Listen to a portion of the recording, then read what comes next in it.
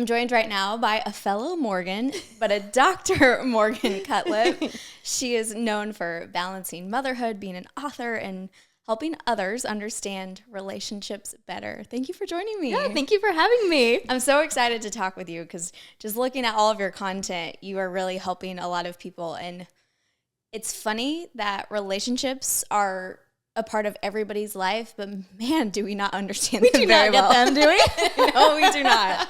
So I love getting relationship experts on here because we could all use a little bit more help. Yes. And I'm going to come at this from so many different angles. All right.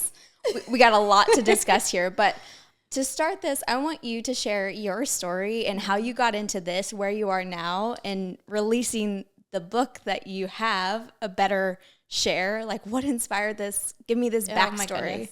Okay, so my story goes very far back. I love it. Give it to us, all of it. Okay, so my dad went back to school for his doctorate in psychology when I was in grade school. And he used to take me to class with him. So I attended like some of his doctoral. I don't think they would let you do this now, but for some reason, I was probably like 6 or 7. I would pack a fake briefcase and candy and paper, and I would just hang with him. And it was quite a long drive, and we'd play this game where he would give me almost like a fake case of like a family or a kid or a couple. And he would say, you know, how would you help them? What would you do? What do you think's going on? Like, what interventions would you do? And it was just, I don't know. I feel like he needed someone to work with in the future. So he's like, I'll just prepare you for this now. But it just became one of my most favorite and treasured memories with my dad. And so I think that started my trajectory.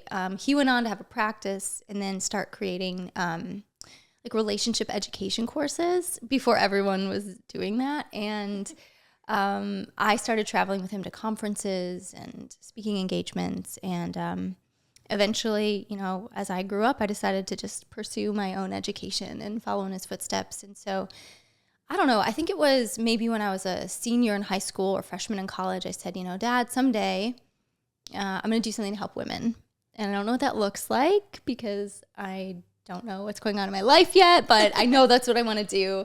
And so we worked together for around 15 years. And then, when I ended up having our daughter, so we're like fast forwarding in time, I had our daughter Effie, and I just could not believe how motherhood shook my world. I thought, you know, I got a degree in human development and family science. Like, I should know what I'm doing. And I had no clue. And I was overwhelmed and I was lost. And I knew at that moment, if I was experiencing this, mothers everywhere had to experience something similar. And so I knew that at some point I'd kind of come out of this sort of fog. And at that point, I wanted to figure out how to help moms navigate that better. And so that was my first book.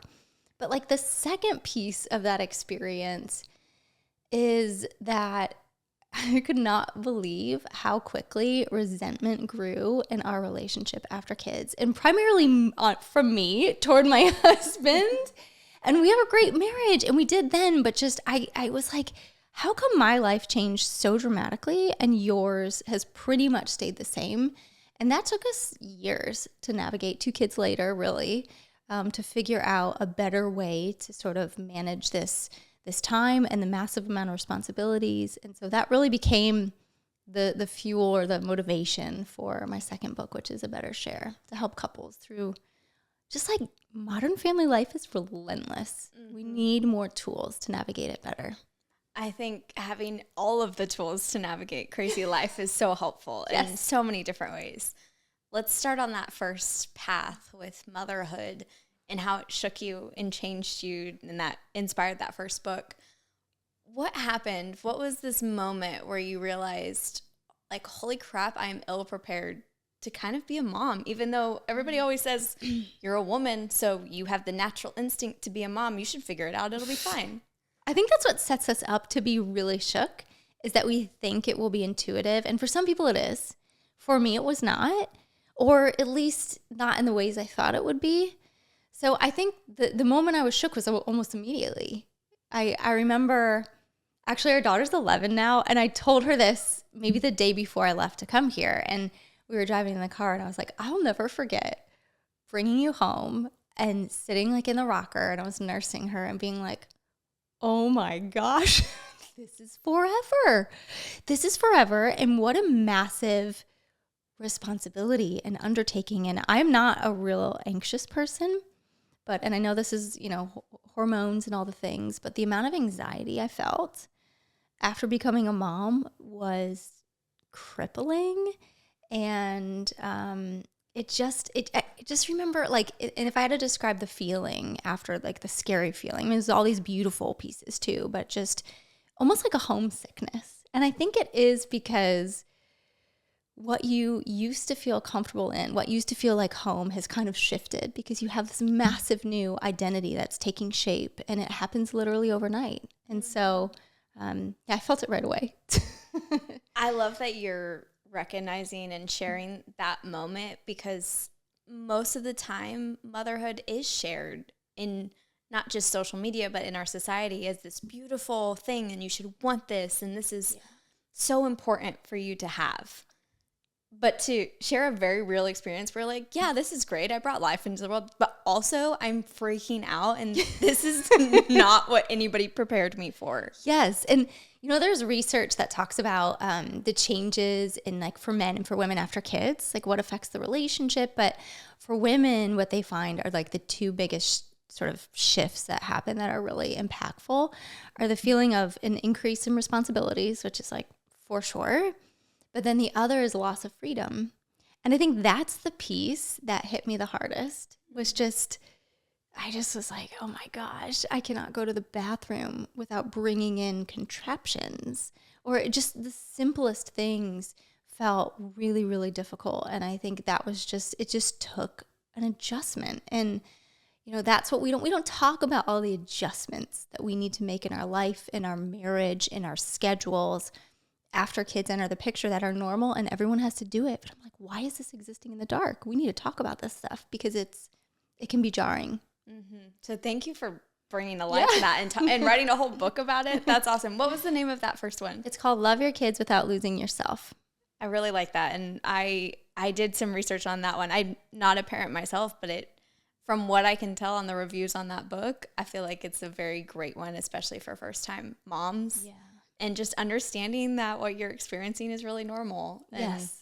It's not all butterflies and rainbows. If there's anything I've learned in this life, everything is not butterflies and rainbows majority of the time. Yes. And walking down to your next book, how was that experience for you when, okay, you have this moment of, okay, I'm losing my freedom. I'm now a mom. This is forever. But then also these struggles are happening with your husband, and you're trying to navigate all of it at the same time. Walk me through that a little bit. So our situation was kind of unique. So I'm from Ohio, but we were living in Virginia when I got pregnant, right outside of DC. And then my parents, if you're from the Midwest, when you get close to retirement, you move to Florida. So that's the thing. Yeah, nobody wants to stay in the Midwest for retirement. So my parents moved to Florida, and we were pregnant.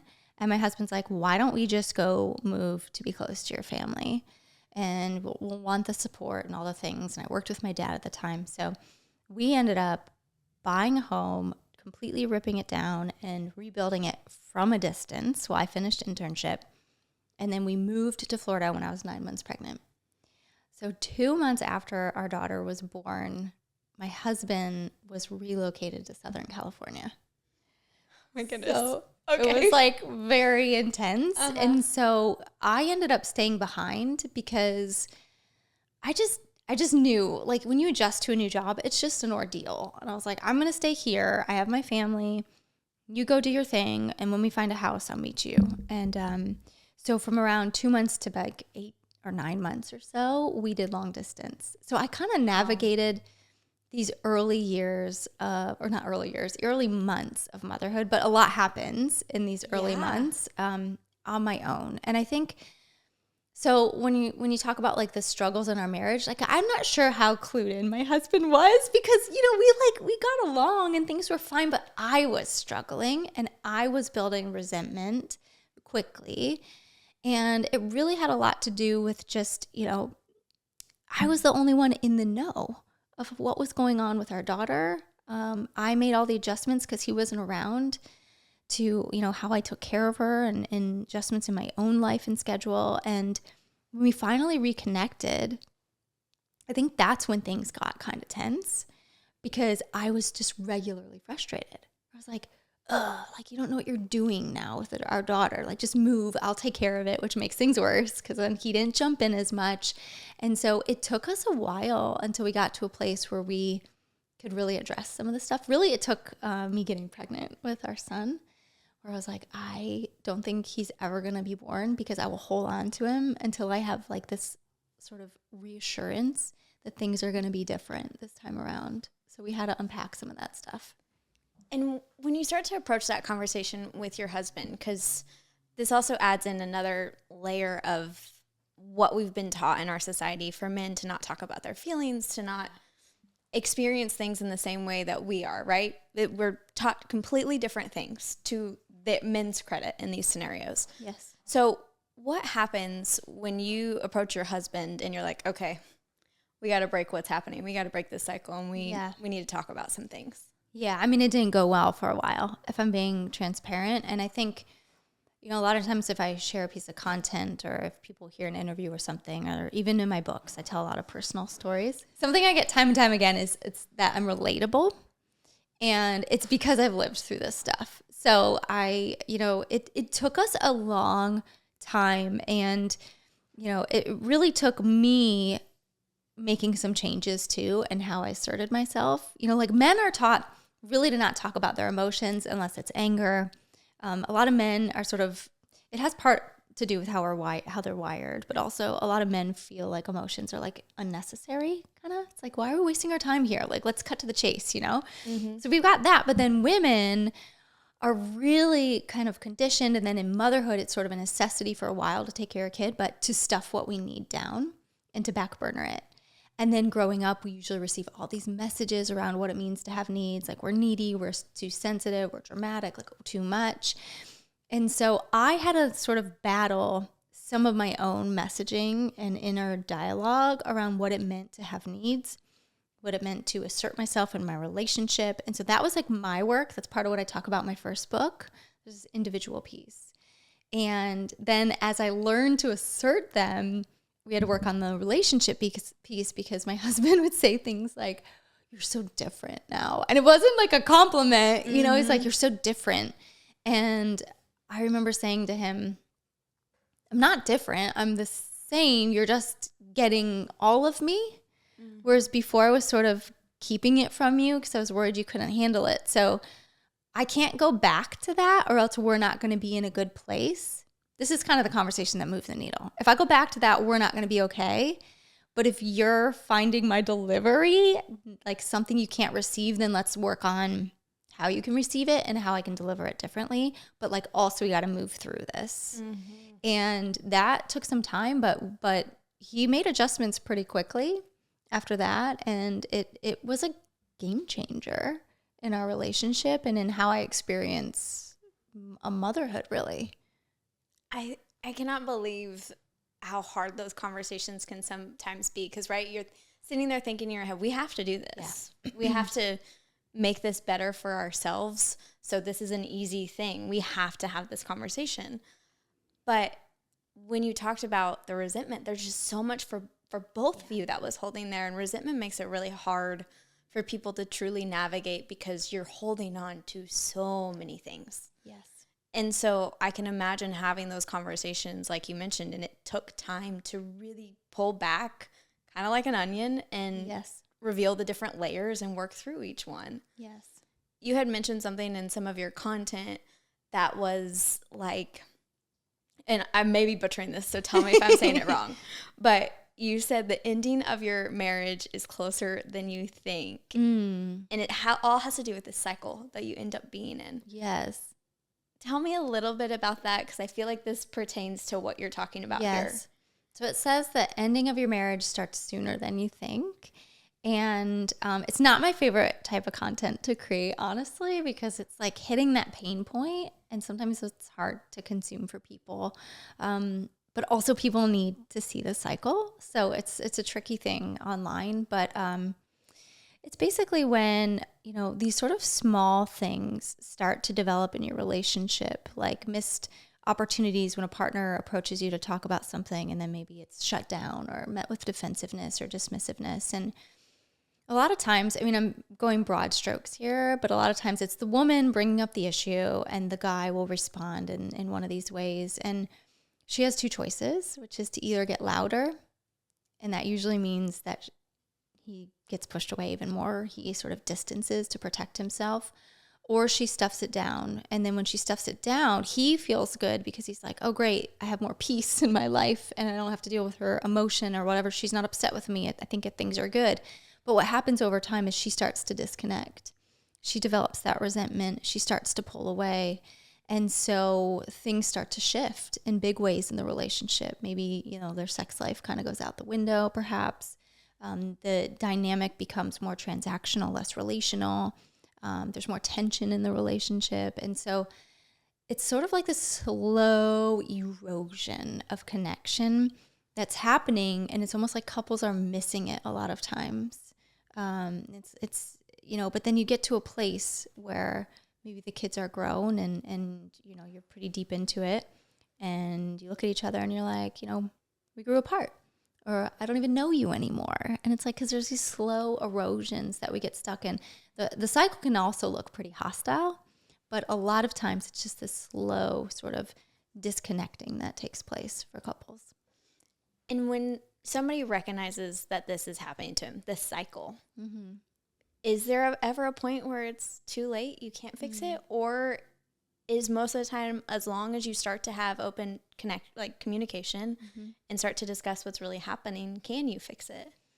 I'm a big believer in marriages that can really come back from pretty dark places. And I've worked with couples through even things like infidelity and major betrayals. So I do think that you can be pretty far gone and still find your way back.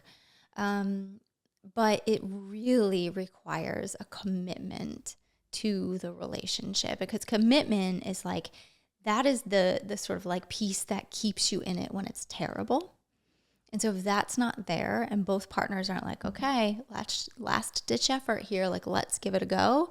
If you can't get both people to that place, it can be hard to come back from this. But yeah, I think you can be pretty far gone and still come back. And I think part of it is you've got to identify and disrupt this cycle. And it's just like this unfortunate thing, but also I believe it's the beautiful part of relationships, which is that they will stretch us and challenge us to grow. But like the unfortunate part is that a lot of times to break this cycle, somebody has to be humble. Somebody has to be like, okay, I surrender. Like we are not going anywhere good being like this. Like we have to figure something out and get to that place. Do you feel like too, it's both partners? You mentioned the commitment of them wanting to do it. So it really feels like both partners have to be willing to do that. If there is one partner that's not even willing or open to that conversation, is that where the hard part really lies in deciding, is this not going to work because of that? Yeah, I think, a lot of times one partner is more willing to work on it and the other person is digging their heels in. And it just becomes at that point very tricky to navigate. So, you can get a professional involved and see, but then there are partners who won't even do that. And so I think where a lot of marriages end up when they're in this cycle, they reach this point, is usually when the one person is just kind of like, I'm out of resources here and you're not budging. And I was willing to work on it, but if you're not going to work with me, there's nothing I can do. So it becomes this, I'm out of options type of decision, which is really heartbreaking. And I think, in my second book, and not all people will be able to work through, these things, because there will be partners that just dig their heels in. But in my second book, I give a ton of tools and scripts for how to confront difficult conversations and difficult moments in conversations, because it's a hard thing to navigate when you're in that dark place and when you're stuck and you're kind of locked up together. And so I wanted to sort of spell it out as clearly as possible to try to equip people to move through it. I love that you have that, because having the resources, even when, like you mentioned, if somebody is not budging on involving a therapist or somebody to mediate, that will give you some more resources, hopefully. At least then you can know that you've tried absolutely everything at the end of the day. There's also a part of this that I think is involved too, which your book really addresses, is the mental load. Mm. The mental load exists for everyone in and outside of relationships. That is just life. That's the experience we have with life. It's busy, it's chaotic. But even more so for partners and people who have kids, you want to talk about adding another layer of that load. Yes. You have so much happening. How does this mental load then also affect these partnerships, as there's already kind of this underlying cycle happening, and then you also have the mental load on top of that? Yeah, I think it just accelerates things. I think this is, it just becomes one major area where there's an opportunity for deep resentment and misunderstanding. And so, you know, the mental load, like you said, exists. Everyone has one, men and women, kids have them, everybody's got one. But when it comes to home and family life, research shows time and time again, it's predominantly carried by women, even if they work inside or outside the home. And so it exists before kids, but after kids, it increases overnight, literally. Literally overnight, it becomes way fuller after you have kids. And so I think a lot of couples aren't prepared for this. And my sort of like theory of understanding it is right after a baby's born, the woman is kind of in that space of just caretaking for the baby. All the right hormones are going. There's actual changes that happen to us, make us more attuned to things, make us able to better regulate when we hear the crying. Like even we can hear different decibels. So we can actually hear, I was listening to somebody talk like about their husband never woke up to when they heard the baby. Like we actually hear a little bit better. So there's like all these wild things that sort of set us up to take more on right out of the gate. I always say with the mental load with home and family life, the game is just rigged. Like we're just not playing. It sounds like it. I've never even heard of this. Yes, I'm like, it's rigged. It's rigged. And it's like, so we're entering into motherhood and all this stuff's going on. And so we just start doing all of the things and our partners are like, you know, sort of nervous. Maybe they're not jumping in. And if we're not sort of like, get in there, change the diaper, or they're not a partner who does take that initiative really easily, we're set on a path to where the woman in the relationship will just keep doing the things in the dark without any awareness, so it becomes invisible. I describe women as the bounty quicker picker-uppers because we are just so absorbent. We go around soaking up all of these tasks, and before you know it, you know, we're like 3-4 years into having kids, 5 years into having kids, and we're the ones who are handling everything. And it's not to blame us. It's not to necessarily blame our partners. I don't always feel like that's productive, even though I understand how you could. But we just get to a place where we're so saturated. We don't know how we got here. So much of it's invisible. Our partners don't get it. Then we try to explain it, and then they get defensive, or they might say something like, you just make things harder than you need to, or I don't know why you worry so much about this stuff. And so those triggered me, and I'm not even in a relationship. It's so common. I was on a podcast earlier and like the husband said that. And I was like, oh my goodness, that's so good. I'm so glad we're talking about this because it's such a common response. So then you get this layered sort of, I'm struggling and I'm overwhelmed. And now I am coming to my partner who's supposed to be my source of security and safety, and they don't get it and they're minimizing it. And so I feel less safe. And so now we're entering into that cycle. Okay, do I get louder? No, I really am struggling, or do I stuff it down and try to manage it? And even sometimes women will sort of judge themselves when they get that feedback from their partners. Like, oh, I guess I am making a big deal out of nothing, or maybe I am kind of needy, or maybe there is something wrong with me. And women are already so good at judging ourselves. We just don't need more of that. So I'm trying to remember where the question started, but just like, it's so easy to sort of just slide into that pattern. And before you know it, we're like in this sort of trench of disconnection that can start to develop. No, you answered all of that. And I love the different pathways that it went on. And I'll admit, as someone who hasn't had kids yet, and as I've gotten older, my view of having kids, once upon a time, if you would have met young Morgan, she'd have been like, I'm having a white picket fence. I will have a porch. I will have 4 children, and life will be amazing. Yeah.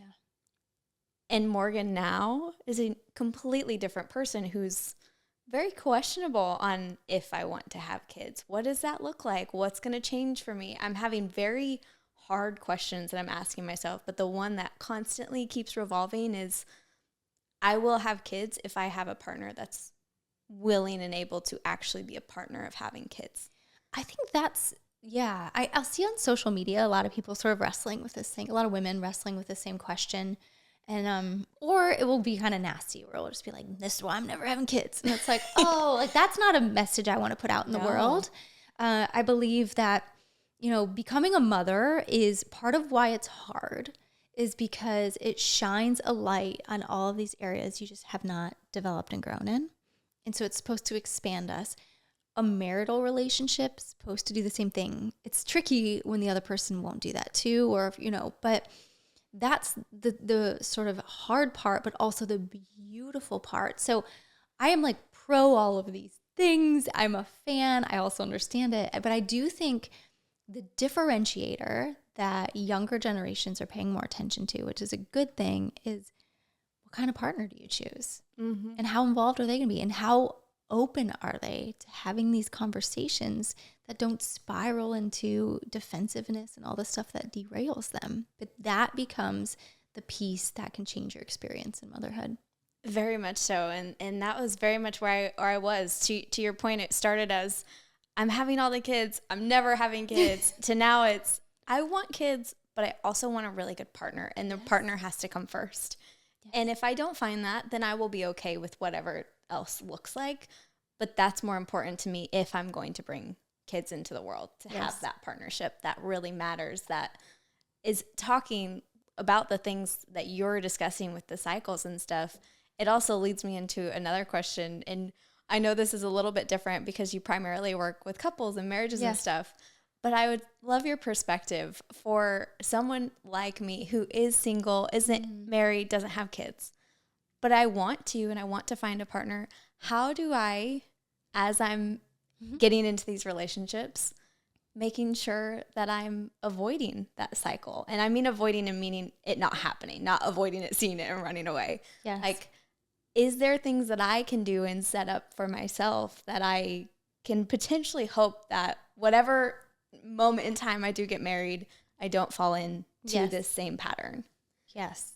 So I'll say a couple of things. So my dad actually, his sort of like his main point of interest and his main like body of work is around dating and singles. So he has a book called How to Avoid Falling in Love with a Jerk.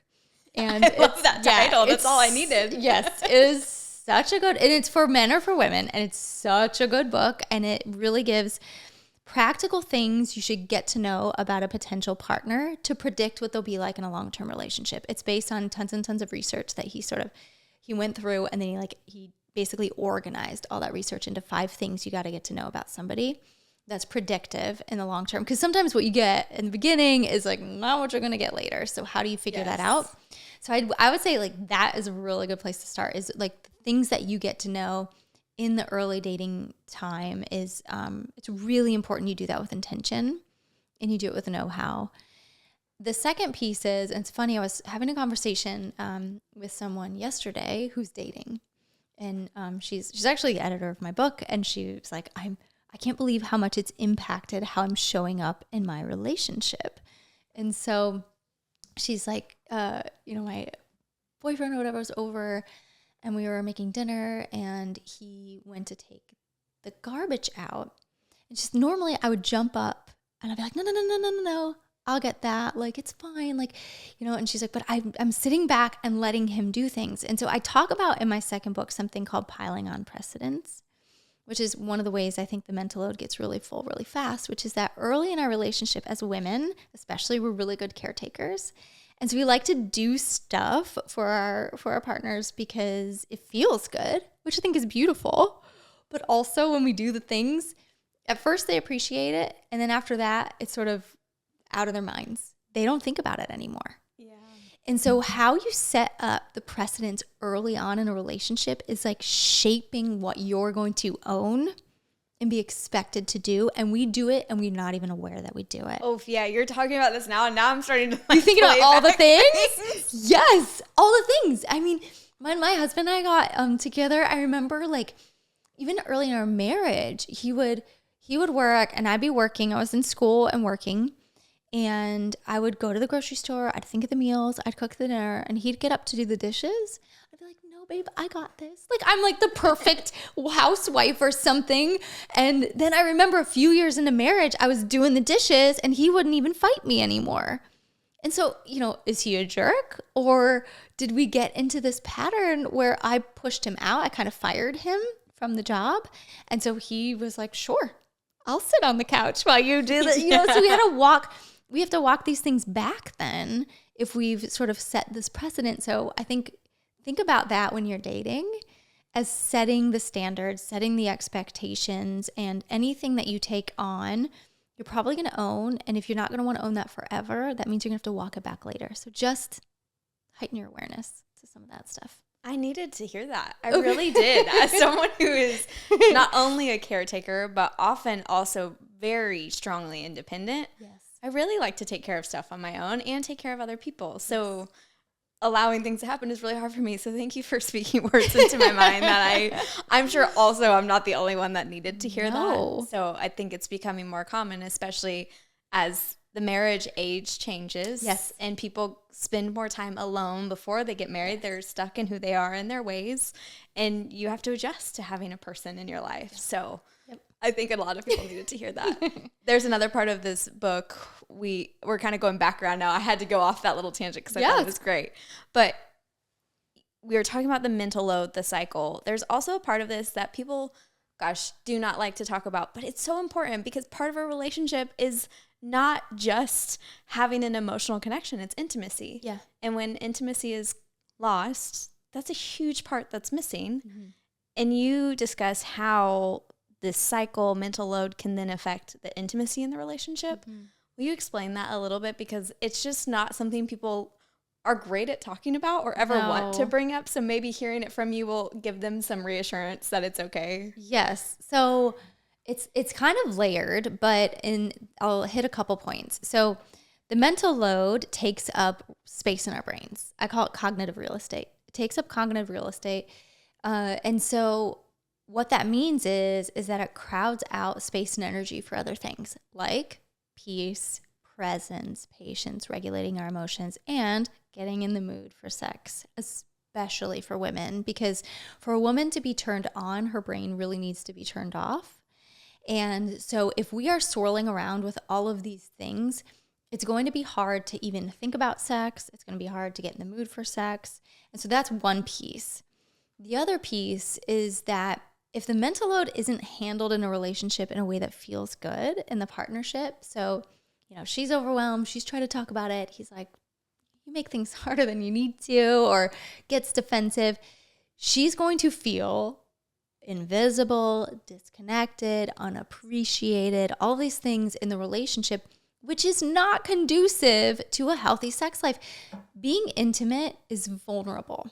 You have to feel safe in your relationship to get to that place, especially for women. Men, it looks a little bit different, but and so if the relationship doesn't feel safe, it's going to affect this part of the relationship. And I often say, sex really starts outside of the bedroom. And so we need to sort of expand how we think of it. For the longest time, I would beg my husband to take me out on dates, especially after kids. And I'd be like, he was into it, but he just didn't prioritize it because he like feels connected when we just exist side by side. I was like, this doesn't, I've barely seen you. He's like, we're together all day. And I was like, I've not talked to you. It's like the foreplay, right? You're like, there's nothing here. So how am I supposed to be excited yes, now? Exactly. But dates were my foreplay. Yeah. And finally, when I explained that, he's like, done. It was like no convincing at that point. But we have to understand and expand how we think about getting in the mood for sex, because it's not just what's going on in the bedroom. I think another piece, and I talk about this in the book, is that everybody sort of has two core desires in relationships to feel loved and to feel safe and secure. And the way we want this expressed looks different. So for women, a lot of times it's like being pursued, being appreciated, having a partner who's like predictably reliant in all the best ways. For men, one of the pathways to feeling loved and secure is through sex. And so again, like the game's kind of rigged where we're like, okay, we want you to be all emotionally attuned and present. And they're like, well, I feel kind of vulnerable until we've, our intimate life's going well. And so I think it's just helpful to understand these things and these differences so we can sort of like maximize relationship outcomes. Like if I understand my partner's going to feel like my husband, he travels all the time. When he comes home from a trip, he needs sex to feel like not awkward around me. It's like how he feels safe. He'll be like, I'm so vulnerable. It's like, aw. And I'm like, and then it's like, this is probably too much information, but he's not going to listen. But we'll like be in bed and he'll be like ready to like whatever, have sex. And I'll be like, oh, can we talk about something? And so I'll start a real deep conversation. And he's like, why do you do that at the worst times? And I've actually talked about this before, and I've heard women be like, I do that all the time. And part of it's because we're entering into something vulnerable, and we need to feel that safety of connection, that security of connection. Whereas our partners are like, well, the sex is how I get there. So can we stop the talking? And so I think it's just important for us to understand these differences in order to work through some of the stuff, not to personalize it, but to have a better relationship. Well, to your point, if the game is rigged, then we have to rig it back. Yes. We have to start using different tools we gotta know. Yes. to fix it. Yes. Thank you for talking about that, because I know I'm sure, I just know there's people listening like, I have definitely done that before, for sure. And Dr. Morgan, I always end these podcasts or the interviews with a piece of advice or motivation or anything on a topic that maybe we didn't get to, or something you just really want to make sure people know or hear. Is there something that comes to mind for you that you want to share? I'm really bad at this question, but the first thing that came to mind was around needs, because I feel, we talk a lot about how women have a hard time expressing their needs, but I think men do actually too, because they're supposed to be needless. So a lot of times in our relationships, we have a lot of needs that never get spoken, or we have a hard time defining. And so I have a shortcut for identifying what we need. And so I'll offer that. And that's that you think about what you complain about the most. I feel like our complaints are windows to our unmet needs. You probably don't experience this, but a lot of married women do, which is that they will sort of mutter under their breath around the house sometimes when they're sort of at their limit. And so I encourage you to examine the mutterings and what is the common thread, because it will reveal something that you need. And men too, I think a lot of times they'll get sort of maybe gruff or tense, but not know why. So can you take a minute and think about like, what is it that you're not getting in that moment that's kind of bugging you? And then the second piece is when we express needs in our relationships, a lot of times we do them as complaints instead of owning the need. And we often leave out a clear deliverable. So we'll say like this vague, like, can't you just help me more? Or like, can't you be more romantic? Or, these sort of vague requests. So I encourage people, as you define what you need, to think about how you can express it in a way that has like a clear desired outcome so that you can maximize your chances of getting the need met. And a lot of what you're saying, I totally relate to in some of my relationships that I've had, because it's an easy back to the cycle thing. It's easy to get in this rotation of constantly, you feel like you're communicating your needs. I have this conversation with my girlfriends a lot. Yeah. I'm like, did you actually communicate that, or Yes. do you think you communicated that? Because those are two different things. And if you think you left subtle hints, I was like, the best thing you will ever do in your life is understand that you have to spell it out. Yes. You have to. You cannot think. It doesn't just mean men. It means in anything. You have to believe that someone does not understand you unless you say it point blank, this is what I want and need. 100%. Yes. And that's what you're describing. That's what I'm saying. Right? It's like if you're not clear, you're really confusing. I mean, I asked for romance, like more romance, for like 4 years. And then I would get flowers the next week. And actually, that's not how I view romance. So I'd be like, oh, thanks for the flowers. And then he'd be offended. And then that would be the end of it, because he didn't really understand what that meant. And he could have asked more directly. So like there's shared responsibility, but absolutely, I did not communicate it. So yeah, getting clear. Yes. Really helpful. I love that so much. Well, thank you for being here. Thank you for sharing all your expertise and wisdom on all the topics. You're wonderful. And be sure to check out her book. You want to give it a little plug? Yeah. A Better Share, How Couples Can Tackle the Mental Load for More Fun, Less Resentment, and Great Sex, wherever you buy books. Yeah. Audible, all the things. I love it. Thank you so much. Thanks for having me.